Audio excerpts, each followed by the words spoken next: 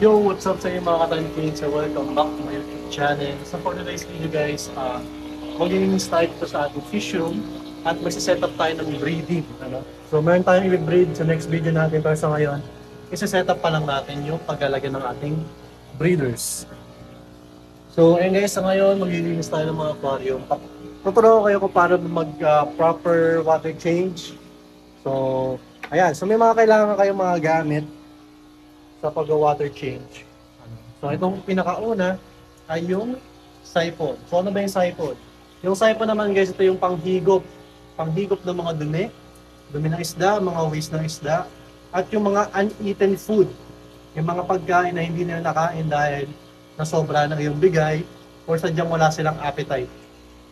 So, ano bang mga example ng mga dumi na yun? So, yan. Baka-camera ko lang para mapakita ko sa inyo to, yung siphon at saka yung dumi at kung paano ginagamit itong siphon. So guys.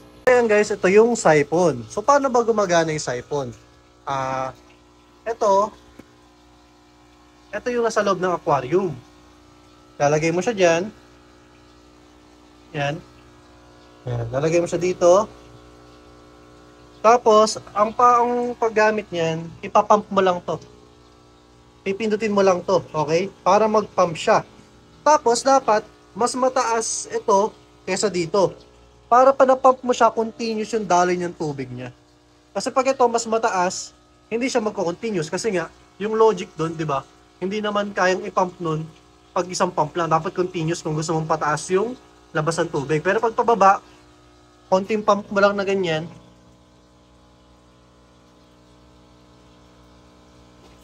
Yan.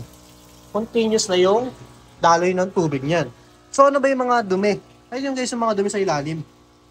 So ingat-ingat lang kayo guys sa paggamit ng siphon kasi may chance na masaming isda. So yan guys, yung mga uneaten food, mga dumi, kaya niyan tanggalin. Kahit yung mga suso na sobrang dami, pwede niya tanggalin. Naihigop niya. So ganito lang guys, mag-water change. So yan. So sa ngayon guys, medyo madaming tubig natin, medyo madami, dadamihan ko yung water change. 50%. Ala, paano yun? Pag maglalagdag ka ng panibagong tubig. Okay lang yun guys, kasi yung tubig na gamit ko dito, ayan, yung tubig na gagamitin ko sa pagpapalit ko ng tubig na dito ay stock water. So ibig sabihin, sumingaw na yung chlorine na nandito sa tubig na to dahil nakastock na siya ng mga ilang araw dyan. So ganun lang gagawin nyo. Pero sa akin kasi guys, kahit na stock water, di ba nag 50% tayo water change. Ganito lang idadagdag ko. Yan. Nagbawas tayo ng tubig, kung ibig sabihin. Kasi idadagdag natin, hindi rin masyadong marami. So mga 30% lang. Para hindi rin sila ma-water shock dahil mag-iiba rin yung water temperature niyan. Hindi lang tayo nakabase sa walang chlorine. Kasi nga, baka mamaya ito, malamig, ito pala mainit. So, ang tendency na ma-water shock sila, nanghihina sila doon. So, pero sa case naman, pag same water, pag kunyari, itong tubig na to nakalagay dyan, tapos ito nakalagay dito, nasa isang kwarto lang naman, isa lang naman yun, room temperature. So, nag-iisa yun. Depende na lang yun sa volume ng tubig. Kasi syempre, sa pagliit ng lagayan, sa paglamig ng tubig, sa pagbilis ng init ng tubig. Sa paglaki ng lagayan, sa pagbagal ng pag-init ng tubig, sa pagbilis ng paglamig ng tubig. So, ganun lang yun. Katulad yan, mainit ngayon. Syempre, sa laki ng volume ng tubig na to, medyo matagal yan bago uminit. So, pag sa taglamig naman, ganun rin. So, ayan. So, ganyan lang gagawin natin. Nilinisan lang natin to lahat. Yan. Ganun lang pag proper sa paglinis. Wag na kayo mag 100% na pagpapalit ng tubig. Napakadelikado nun sa mga isda nyo. Kasi nga, once na water shock sila, sa chlorine, automatic, mga 15 minutes, mga 5 to 10 minutes, magtitiri ka na yan. Mamamatay na yan. Sabihin natin, nabuhay sila, walang chlorine, hihina yung immune system nila dahil nga sa water shock. Baka nalamigan masyado, nainita masyado.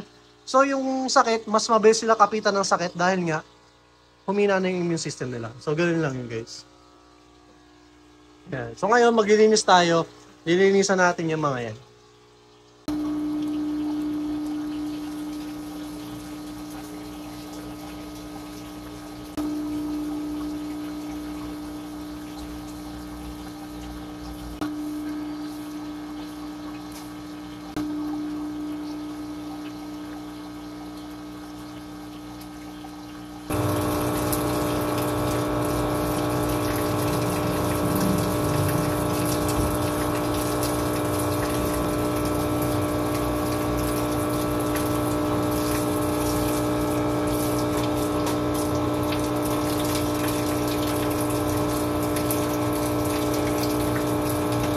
So yun guys, nabukasan na natin mga tubig at talagyan lang natin to ng panibago.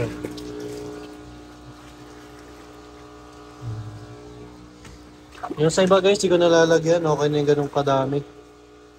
Mababang tubig lang muna sila ngayon. Katulad niyan, okay na yan guys. Hindi na tayo nagdagdag sa iba, nagbawas lang tayo. So konti lang nabawas sa ating tubig. So ganyan lang ginagawa ko dito guys, sa paglilinis. Dito naman, sinasipon ko yung mga dumi na yan minsan. So ito, ongoing pa naman to. Nag-iisip pa ako kung ano pang mga ilalagay dyan. Tsaka yung iba ko pang ilalagay dyan ay parating pa lang. So, kaya nagpaplano pa kung paano pang mailalagay. Tapos ito guys, ganoon din. Linisin lang din natin yan. So, ganoon lang maglinis guys.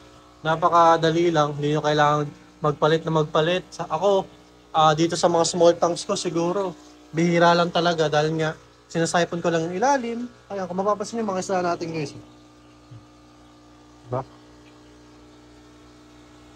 Makakulit yan guys. Yeah. So okay guys, tara mag-feeding tayo. Okay lang yan. Pakita ko sa inyo kung paano sila pinapakain. So konti-konti lang naman ako magpakain sa mga yan. Yan. So ito, ganito lang. Ganyan kadami guys. Oh. Yan. So ganyan lang magpakain. Konti nyo lang. Hindi naman kailangan sobrang dami. Ang importante is nakakain sila ng maraming beses sa isang araw. Pero konti-konti lang.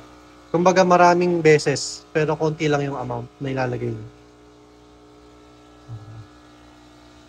Kasi mas maganda yung gutom na gutom sila para mas active silang kumain. Para natutunaw agad nila yung protein na tinitake nila. Diba? So, ito nga pala guys, avail na kayo ng ganitong pagkain, mataas to sa protina. Talagang mabilis lalaki yung mga isda nyo. At gustong gusto nila to. So yun guys, may pumunta pa lang customer, kaya naka-unplug to dahil nag-testing kami ng ilaw. Yan, so ngayon bubuksan natin. So yan, papansin nyo guys, talagang, ayun guys, tara mo, ubos na agad. Ba? Dito guys, oh. Pinaka gusto ko guys, itong tank na to dahil sa mga platy. Yan. Diba guys, sobrang active sila kumain. Pinaka-importante na active sila kumain. Kasi doon yung makikita kung healthy ba yung isda nyo o hindi. Pag hindi sila active kumain, katulad na itong mga to. Yan, nagdudumugan o. Ito naman guys, napakain natin itong mga to. So yun pala guys, isang indicator din, pag sobrang na kayo sa pagkain, sobrang bula. Mas mabula pa dito, ibig sabihin, masyado nang mataas yung protina ng tubig. So, masyado kayong overfeeding. So, ayan. Napansin nyo guys, oh. Dapat ganyan ka kukulit pa nagpapakain kayo ng isda, guys. Dapat gutom na gutom sila. So, guys, oh. Yung ating ginawang, dagdag water movement. So, ayan. Ang ating mga isda. Ba? Mga glotetra, swordtail, platies, yan. Dito guys, bihira talaga magpalit ng tubig, pero tinan nyo naman guys, yung quality ng tubig dito napakalinaw. Kasi nga, tamang bigay lang ng pagkain, tamang proportion lang ng pagkain. Dito, medyo matagal pa to bago mag-clear ito, dahil kulang pa to sa filtration talaga. Kulang na kulang yan. Kasi dito guys, mapapansin nyo, apat yan. Apat na filtration na sponge. Dito dalawa lang, tapos yung top filter. Itong top filter naman guys, hindi naman ito ganun ka-effective sa dahil, kaya ako nasabing hindi siya ganun ka-effective kasi ngayon guys, yung taas niya, hindi naman ganun kadami yung filtration. So parang, nagsacycle lang yung tubig, hindi na filtrate. So ayusin ko pa naman yan. Kasi marami pa rin ako diyang pwedeng gawin. So, yan. So, ganun lang maglinis guys. Yung iba guys, ako na maglilinis, ano ko na lang yon pagkatapos ng video na to. So yun guys, ito na magtatapos tong video na to at sana meron kayong natutunan. At ayun lang guys, salamat sa patuloy na pagsusuporta. Subukan ko mag-upload ng mga ganitong videos. At kung meron pa kayong mga tanong, feel free to comment down below or pwede nyo kayo message kung meron kayong mga specific na questions. At ayun guys, susubukan ko kayong sagutin kung hindi ako busy kasi guys, ano tayo guys, working student at marami tayong ginagawa. Kaya sorry kung hindi ko agad kayo nare-replyan sa mga inquiries nyo, sa mga tanong nyo, at sa mga comment nyo. So, yun lang guys, don't forget to follow and like my page sa Facebook, Tiny Fin Species. At meron din kaming mga t-shirts, Hayen yung page namin, at yung sa girlfriend ko na layouts, mga stickers, marami. Actually, siya gumawa na ito, yung sticker ko na to.